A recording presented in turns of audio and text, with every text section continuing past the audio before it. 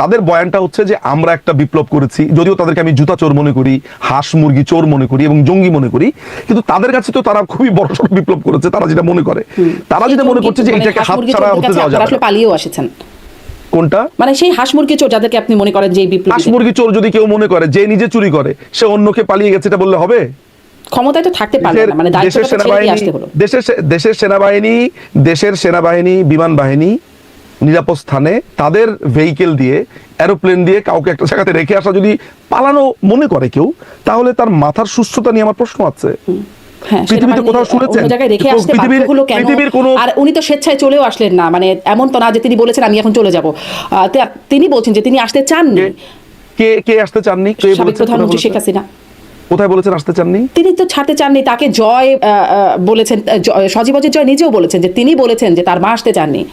প্রধানমন্ত্রী শুনুন, আমি আপনাকে যেটা বলি সেটা হচ্ছে যে, প্রথম কথা হচ্ছে যে প্রধানমন্ত্রীর পালানোর ব্যাপারে এর আগের সাথে আমার আপনার সাথে কথা হয়েছে।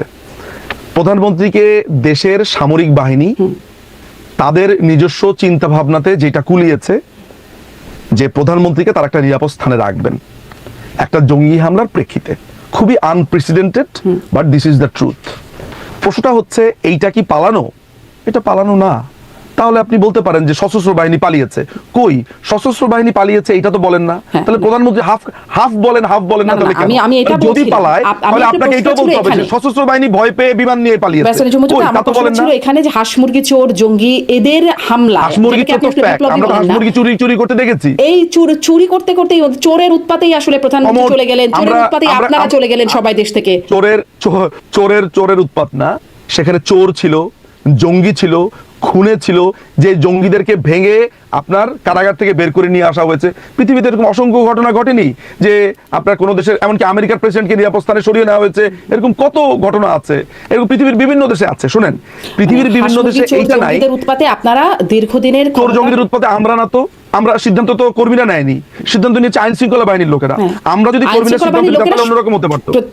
আমাদের তো শেখ হাসিনাকে নিয়ে আসছেন ভারতে, কিন্তু আওয়ামী লীগের নেতারা মন্ত্রীরা যেভাবে পেরেছেন দেশ তো ছেড়েছেন সেই সময়, তাই না? যখন এই যে আপনি কথাটা বলছেন, এই কথাটা আমাদের প্রতি এক ধরনের জুলুম। কেন জুলুম হয় জানেন?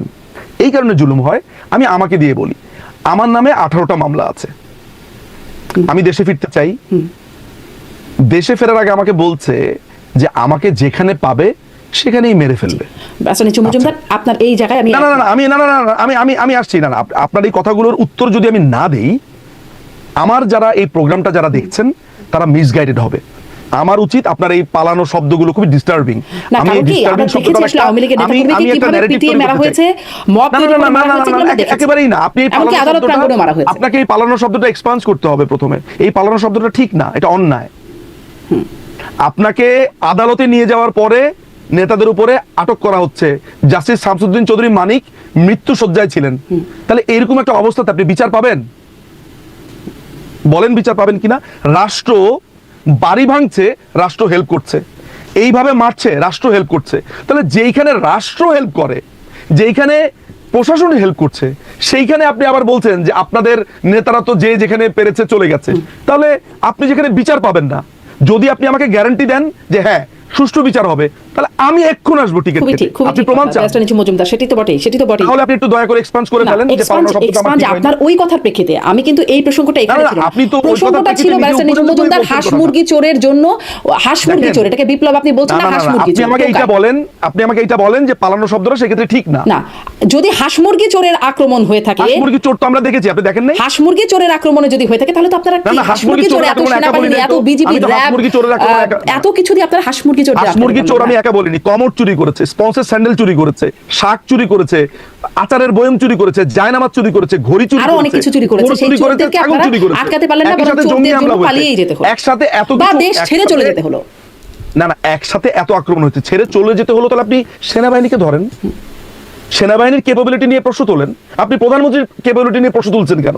প্রধানমন্ত্রী তো ওই জায়গাতে প্রধানমন্ত্রী একজন মানুষ, প্রধানমন্ত্রীর কথা তো তারা শোনেনি। প্রধানমন্ত্রী তো টুঙ্গিপাড়াতে যেতে চেয়েছেন, আপনি জানেন না? উনি প্রধানমন্ত্রী টুঙ্গিপাড়াতে যেতে চেয়েছেন, আমি আপনাকে গ্যারান্টি দিয়ে বললাম। প্রধানমন্ত্রী ওই জায়গাতে বলেছেন আমাকে মারলে এইখানে মারবে। তাকে অনেকটা টেনে এসএসএফ এর যারা ছিলেন সেখানে, আমি আপনাকে নাম কোট করে বলছি, এই যে নাজমুল সাহেব ছিলেন, ওইখানে আরো যারা যারা ছিলেন, তারা আবার হাতে পায়ে ধরেছে। চলেন আপা প্লিজ চলেন, আমরা পারছি না, তাদের ব্যর্থতা। তাহলে আপনি সেনাবাহিনীর ব্যর্থতার কথা বলেন, এসএসএফ ব্যর্থ হয়েছে, প্রেসিডেন্ট গার্ড রেজিমেন্ট ব্যর্থ হয়েছে, সেখানে র্যাব ব্যর্থ হয়েছে, পুলিশ ব্যর্থ হয়েছে, প্রধানমন্ত্রী ব্যর্থতা নাই। প্রধানমন্ত্রী একজন মানুষ মাত্র, উনি প্রধানমন্ত্রী হলেও ওই জায়গাতে তার নিরাপত্তার দায়িত্ব উনি একা সেফ এনশিওর করতে পারছেন না। আপনারা আসলে কতটুকু, মানে অনেক বড় হয়ে যাচ্ছে তারপরে ওই জায়গাটা আপনারা আসলে কতটুকু তাহলে স্বীকার করেন প্রধানমন্ত্রীর ব্যর্থতা নাই, আওয়ামী লীগের খুব বেশি বা নেতারা চলে গেলেন সেখানে আপনি মানে স্বীকারের প্রশ্নটা কোনটা সেটা ডিপেন্ড করবে। মানে কিছুই হয় নাই, আপনারা কিছুই করেন নাই, কিছুই হয় নাই, এমনিতেই হাঁস মুরগি চোররা আক্রমণ করলো আর আপনারা চলে গেলেন। আমরা কি মানে আমরা কি করেছি আপনি বলবেন তো? আমি তো জানি না, আপনার কাছে জিজ্ঞাসা করছি আপনারা কি করেছেন। আপনি আমাকে বলছেন যে আপনার কোনো কিছু স্বীকার করবেন না, দুম করে এসে বললেন, আমি বললাম যে হ্যাঁ স্বীকার করেছি, ঠিক আছে। না না, স্বীকার করেছেন বলতে কোনো কিছুই না বলছি না না না আপা, গান্ধীর ছাগল আমি চুরি করেছি। না ব্যারিস্টার নিজুম মজুমদার, না না না অবশ্যই আমি এটা বলছি যে আমি কেন আপনাদেরকে হাঁস মুরগি চোররা আক্রমণ করলো আর আপনারা দেশ ছেড়ে চলে গেলেন। এমপি মিলে আমি ছিলাম প্রধান চোর আর আওয়ামী লীগের 300 এমপি আমার সাথে সাথে ছিল, আমরা মহাত্মা গান্ধীর ছাগল চুরি করেছি।